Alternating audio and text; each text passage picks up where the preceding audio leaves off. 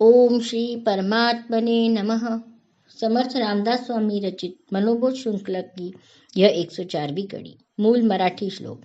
क्रिये वीणनाना परी बोली जेते, परिचित्त दुश्चित्त ते लाजवीते, मना कल्पना धीट सैराट धावे, तया मानवा देव कैसे निपावे। हिंदी अनुवाद। क्रियाहीन वाचालता अपयश व जन निंदा का कारण है। केवल कल्पना जिसकी बेलगाम दौड़े, उसको कहाँ मिलता है यश।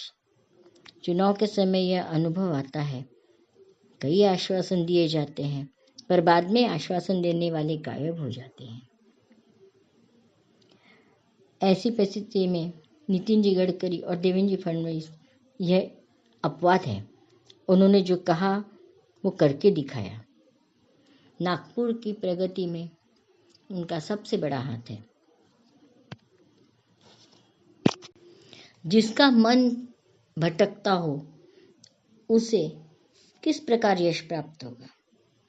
मराठी में एक फिल्म बनी थी 12वीं फेल।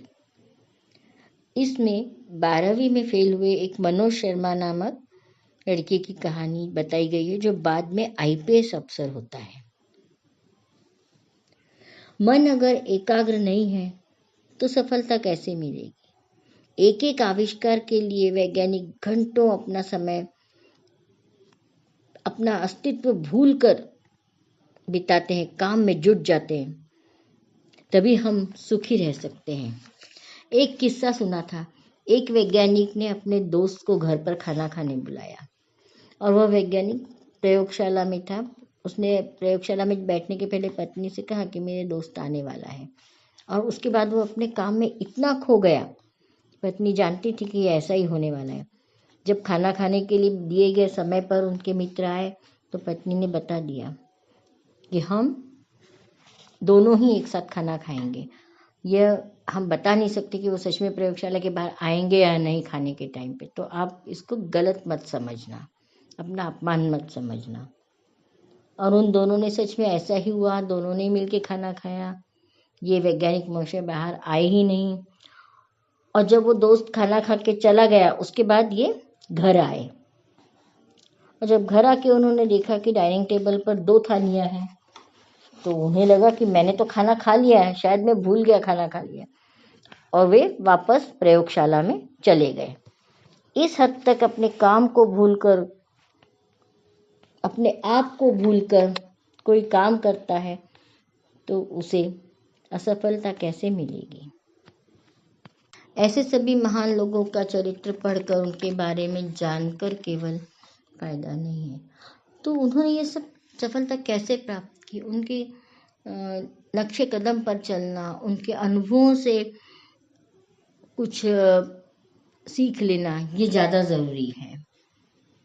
कई बार ग्रंथ पाठ होता है, इतने आवर्तन करने, मतलब एक अध्याय या कोई एक श्लोक का इतने बार 101 बार बोलना है, या पूरे गीता के 18 अध्याय एक दिन में पढ़ना है।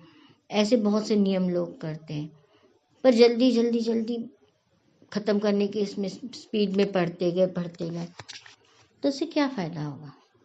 किसी ग्रंथ को जब आप ध्यान से पढ़ेंगे, उसमें बताई हुई बातों को समझेंगे और उनके उपदेशों पर चलने का प्रयास करेंगे, तभी उस ग्रंथ पठन का कुछ फ़ायदा होगा।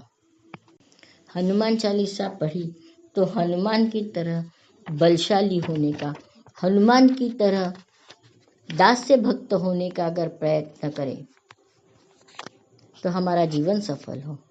क्यों ना आज से हम प्रयत्न करें कि हम जो कुछ भी पढ़ रहे हैं, चाहे वो संत वचन हो, किसी महापुरुष का चरित्र हो, उनके आदर्शों का हम पालन करें, उनके आदर्शों को अपने जीवन में उतारने का प्रयास करें।